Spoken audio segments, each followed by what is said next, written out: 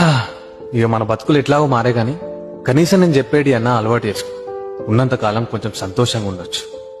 భరోసానే లేని మన జీవితాలల్లా జీవితాంతం తోడుండేది బాధ. ఆ బాధని అర్థం చేసుకొని అలవాటు చేసుకో. ఈ ఒక సామెత ఉంది కదా, పైసా లేకున్నా అని పౌరుషానికి తక్కలేదు కోపం.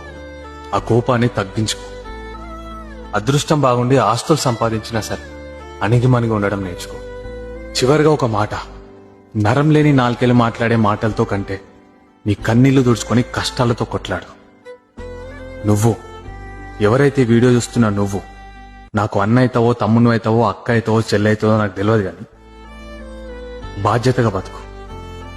నీకున్న బాధ్యతని భద్రంగా కాపాడుకొని బాధ్యత గల మనిషిగా బతుకు. మన మిడిల్ క్లాస్ బతుకులు ఇంతే, అవి మారాయి.